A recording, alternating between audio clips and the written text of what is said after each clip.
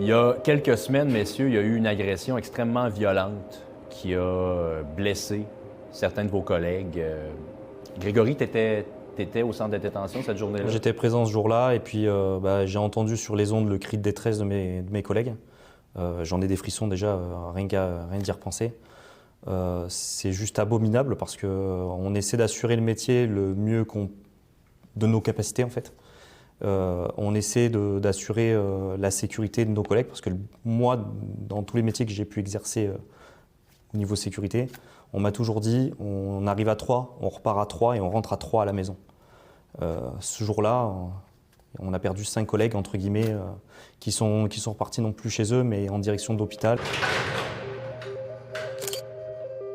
On ne suit pas actuellement ce qui se passe dans la société. On peut le constater qu'il y a une augmentation de la violence, mais malheureusement, les moyens ne suivent pas.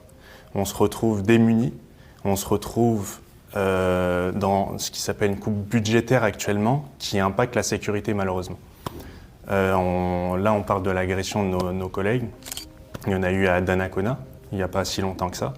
Il y en a eu à Sorel, l'agent qui a été dans le coma. Donc la violence est présente, on a toutes les preuves nécessaires, mais on n'a pas les moyens qui suivent. Pourquoi il n'y a pas de changement de la part qui sont réclamés, exigés de la part de vos gestionnaires qui sont sur le terrain?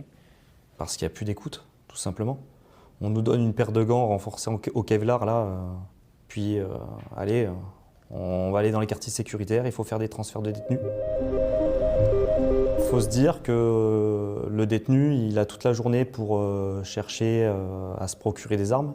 Et des fois, ce n'est pas des armes conventionnelles, ça va être des pics avec des stylos, avec un morceau de fenêtre qu'il aura cassé. À quel niveau tu dirais que tu es bien équipé pour faire ton travail, Samir, de 1 à 10? La note n'est pas très élevée, là. On va dire 3 en comptant sur mes collègues. C'est ce qui fait on va dire, ma sécurité. Mais sinon, si on parle juste du matériel, effectivement, on a juste des gants et la radio. C'est ce qu'on porte, des menottes évidemment, mais on n'a rien d'autre.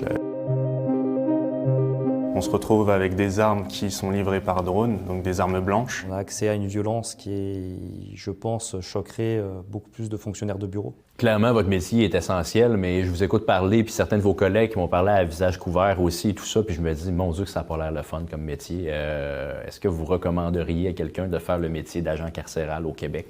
Ça reste un beau métier quand même. C'est une expérience particulière, il faut être prêt, c'est sûr. Mais c'est une personne qui a cette vocation, là, je la pousse à y aller. C'est juste qu'il faut être conscient du danger.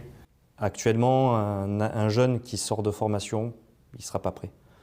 Ouais, il faut vraiment être prêt à avoir des horreurs. Et ce n'est pas juste quelqu'un qui cherche un job qui va venir au service correctionnel, parce que si on vient dans cet état d'esprit-là, on ne restera pas 10 ans.